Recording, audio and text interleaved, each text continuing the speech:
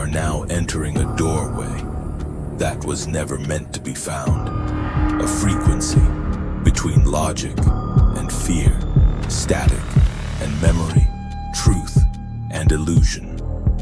There is no time here, no map, only stories, each one a transmission from the edge of understanding and the boundary beyond. This is not a channel.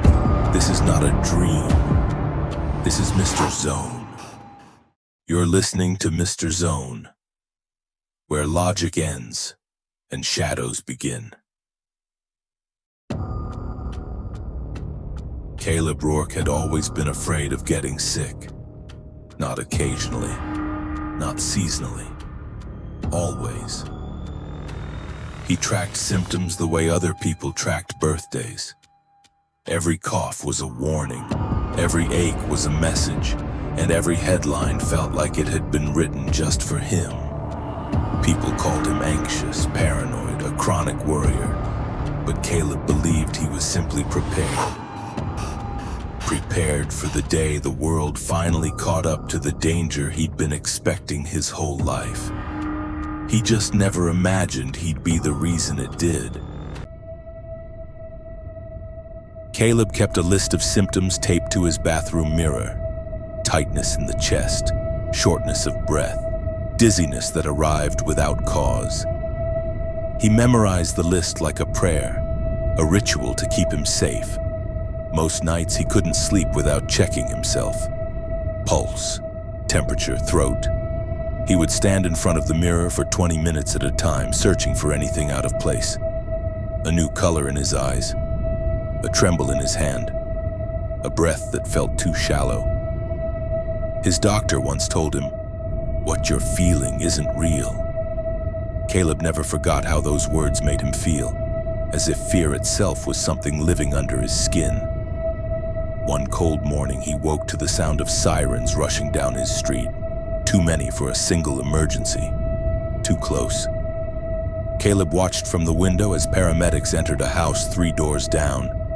Something was wrong, and the wrongness felt contagious. Within hours, 3 neighbors were taken away with identical symptoms. Shaking hands, shallow breathing, a hollow look of dread behind their eyes. Caleb overheard a paramedic whisper, "Another one, same pattern." That phrase echoed in Caleb's head all afternoon. Same pattern, same pattern, same pattern. He sat on the edge of his bed, hugging his knees, feeling phantom tightness creep up his chest. Was it imagined? Was it the same? He pressed a hand to his ribs and held his breath, convinced something was already blooming inside him. By nightfall, people stayed inside. Shops shut early. Rumors crawled through town like a fog. Caleb scrubbed his apartment top to bottom until his hands stung. Every time he stopped, he felt an itch in his palms or a tickle in his throat and panicked all over again. But when he checked the mirror, he looked normal. Too normal. And that frightened him even more. The sickness spread outward from his town like ripples in dark water. Caleb watched updates in real time, heart pounding harder with each report. He felt lightheaded, then warm, then cold. He convinced himself it was starting, that a sneeze or a cough meant the end. But every time he braced for symptoms, nothing came. Instead, something else haunted him. Every person he had spoken to that week, every single one was either sick, hospitalized, or missing. Caleb replayed conversations in his head. Did his voice shake? Did he sound nervous? Did he describe what he feared? He sat alone at his table, whispering to an empty room. Did I do this? His own voice sounded unfamiliar, thin, hollow, almost dangerous. He stayed awake 3 nights straight, terrified to sleep in case symptoms struck the moment he closed his eyes, and through all the fear, the dread, the shaking, he remained perfectly fine. Cities emptied, flights grounded, borders sealed. The world looked like a reflection of Caleb's mind, quiet, panicked, and waiting for the next breath to go wrong. Caleb checked his reflection every hour. He leaned close, convinced he'd see a shadow behind his eyes or a quiver in his lips. Sometimes he thought he saw something, but when he blinked, it was gone. He paced his apartment like a trapped animal, clutching his list of symptoms so tightly the paper tore. It was supposed to keep him safe. Now it felt like something accusing him. Everyone fell into the spiral, everyone except Caleb.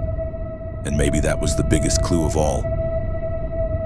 Late one night, an emergency broadcast flickered onto his screen. A doctor stared out from an empty studio with exhausted eyes and said, "We have found the origin. A single individual whose fear manifests in others. A psychological contagion. Do not approach him. Isolate yourselves until authorities arrive." Then a photo appeared, Caleb's driver's license. The truth fell into place with chilling simplicity. There was no virus, no biological agent.